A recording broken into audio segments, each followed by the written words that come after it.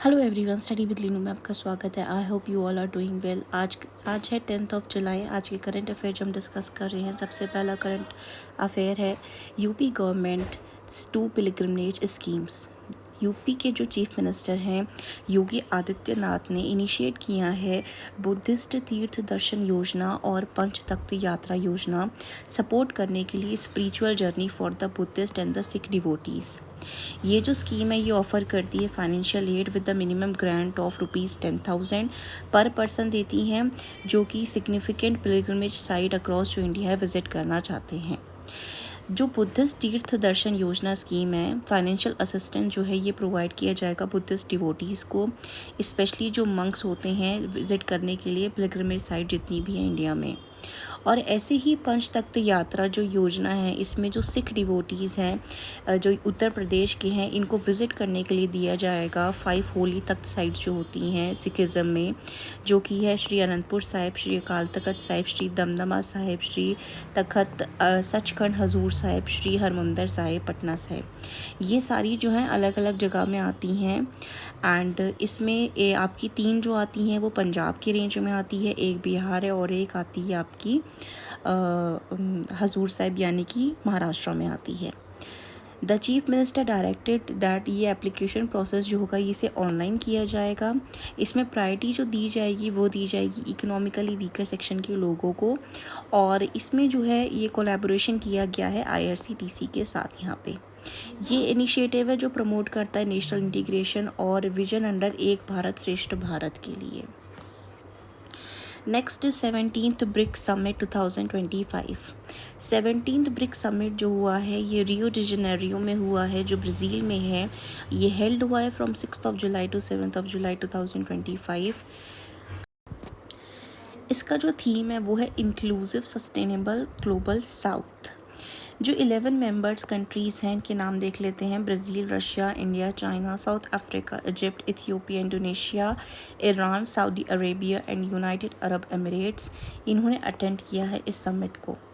BRICS summit 2025 की जो annual meeting हुई थी ये हेड ऑफ स्टेट्स के साथ हुई थी एंड द गवर्नमेंट ऑफ जो ब्रिक्स कंट्रीज़ के साथ हुई थी। सर्व करता है एक हाई लेवल प्लेटफॉर्म है जिसमें political dialogue, strategic planning, cooperation among emerging economies का डिस्कशन होता है। इसमें जो स्पैन ऑफ एरियाज़ का इंक्लूड करता है वो है मल्टीलेटरल रिफॉर्म्स हो गया, इकोनॉमिक एंड सोशल डेवलपमेंट हो गया, ग्लोबल पीस हो गया, क्लाइमेट चेंज हो गया, और आजकल रिसेंटली जो नया एक चीज़ आई है वो है AI यानी आर्टिफिशियल इंटेलिजेंस, गवर्नेंस और सस्टेनेबल फाइनेंस। ये जो ब्लॉक है रिप्रेजेंट करता है आपका ब्रिक्स का 49.5% ऑफ वर्ल्ड की पॉपुलेशन को, 40% of the GDP and 26% of the global trade. 17th BRICS summit in Brazil ने फोकस किया है 2 पिलर्स पे जो कि हैं ग्लोबल साउथ कॉपरेशन और BRICS partnership for social, economic and environmental development. Next जो ब्रिक्स समिट होगा ये होपफुली इंडिया में होगा 2026 में। Next is India's first private satellite internet. Hyderabad की कंपनी है आनंद टेक्नोलॉजी ने रिसीव किया है permission from the Indian first private satellite broadband service के लिए। परमिशन इसको मिला है। ये जो प्रोजेक्ट है ये approved by in space, is expected to be start in 2028 में, और it and will use the satellites made in India.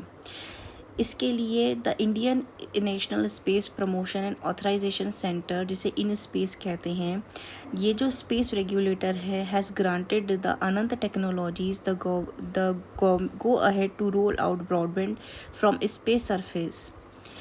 While many global players जो इसमें ऑलरेडी हैं वो लाई करते हैं लो अर्थ ऑर्बिट, जिसे लियो कहते हैं। टिपिकली जो ये होता है 400 से 2000 किलोमीटर की रेंज में फ्रॉम अर्थ। लेकिन जो अनंत टेक्नोलॉजीज़ है ये डिप्लॉय करेगा अपनी सैटेलाइट को जियो स्टेशनरी ऑर्बिट में, जो कि होगी over 3500 kilometre above the planet. It will deliver the broadband internet directly from the space to users across the country, including in the rural and the remote areas जहाँ पे वैसे भी internet जो होता है काफ़ी वीक होता है। ये हेल्प करेगा इम्प्रूव करने के लिए education, health care, business and communication in rural areas. ये इनिशिएटिव जो है ये एक इम्पॉर्टेंट स्टेप है एज ये लेकर के आएगा कंपटीशन ग्लोबल प्लेयर्स के लिए जो ऑलरेडी यहाँ पे इस्टेब्लिश्ड है, जैसे स्टारलिंक हो गया, वन वेब हो गया, अमेजॉन कुइपर हो गया, जो स्पेस में ऑलरेडी सेटअप है अपना। India now has its own player in the important technology.